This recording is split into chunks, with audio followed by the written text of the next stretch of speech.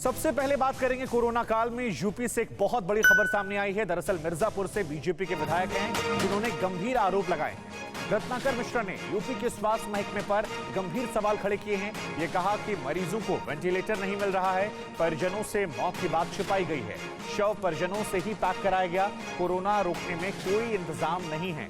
CM योगी को मैं इस बारे में चिट्ठी लिखूंगा, ये बातें रत्नाकर मिश्रा ने कही है। तबीयत खराब हुआ, कोरोना जांच कराया गया, उसमें उनको निकला।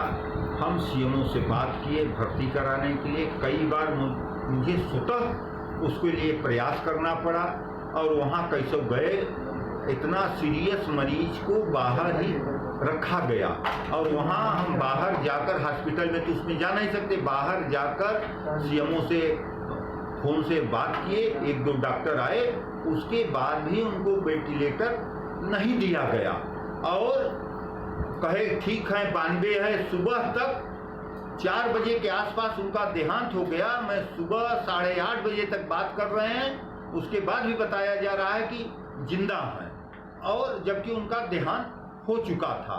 हम वहां पर गए, उसके बाद वार्ता कर रहे हैं, उसमें कहा जा रहा है कि हम सीज करा रहे हैं और उनके परिवार के लोगों को बुलाकर, जबकि ये नियम है कि वहाँ के स्वतः किट पहन कर लोग करेंगे, और परिवार के 2 बच्चों से सीज कराया गया और उसके बाद बॉडी उनके परिवार से 4 जनों से उसमें रखवाया गया। मैंने जिलाधिकारी से वार्ता किया कि जो इसमें दोषी हैं सीएमओ के खिलाफ सख्त से सख्त कार्रवाई कराया जाए।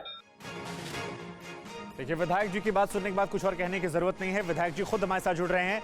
रत्नाकर मिश्रा जी, जो बातें आप कह रहे हैं वो बहुत ज्यादा गंभीर है, चाहे वो वेंटिलेटर ना मिलने की बात हो, झूठ बोलने की बात हो या खुद पैक करवाने की बात हो। जरा एक बार दर्शकों को बताइए कि प्रदेश में स्वास्थ्य महकमा जो है वो कैसे वेंटिलेटर पर है, क्योंकि ये बहुत दुखद है।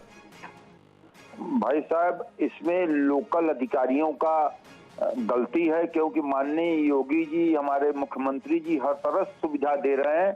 हमारे मिर्जापुर में टोटल वेंटिलेटर खाली था, उसके बाद भी ये घपलेबाजी की वजह से न दिया जाए और दिखाएंगे कि वेंटिलेटर पर हैं। और सुबह जब वहां से वीडियो दूसरे के जरिए आया तब मैंने देखा कि उसमें मरे हैं, तब उन्होंने कबूला, नहीं तो ऐसे कर रहे थे कि जिंदा है। आप क्योंकि उसी पार्टी के विधायक हैं, आप कह रहे हैं आप खुद लगे हुए थे, लेकिन उसके बावजूद ये घटना घटित हुई, तो जरा सोचिए कि आम लोगों क्या हाल हो रहा होगा। नहीं तो ये तो लोकल है ना, माननीय मुख्यमंत्री जी वहां से कर रहे हैं, लेकिन ये लोकल लोग जैसे यहाँ के सीएमओ जो हैं, इसमें अगर देखा जाए तो सीएमओ इसमें सबसे बड़े दोषी हैं। ठीक है, विधायक मतलब वहाँ लगे हैं, उसके बाद भी वो कायदे से उसमें नहीं ध्यान दे रहे हैं। ठीक है विधायक जी, बहुत जी ठीक है विधायक जी, शुक्रिया आपका अपना पक्ष रखने की, अपनी बात रखने के लिए। अभिषेक हमारे संवाददाता हमारे साथ हैं। अभिषेक, विधायक जी ने अपनी पार्टी पर सवाल नहीं खड़े किए, सीएमओ को लेकर सवाल खड़े किए, लेकिन अगर विधायक के साथ यह हाल हो रहा है तो क्या हम कल्पना कर सकते हैं कि प्रदेश की बाकी जनता इस वक्त क्या कुछ स्थिति से गुजर रही होगी?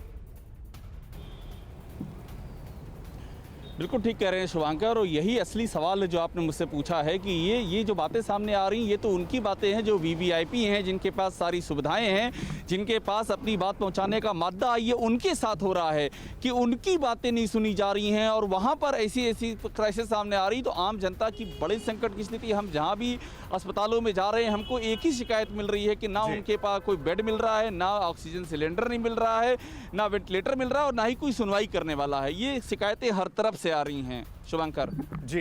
न्यूज़ टॉप 9 रोज सुबह 7 बजे और शाम 7 बजे सिर्फ TV9 भारतवर्ष पर।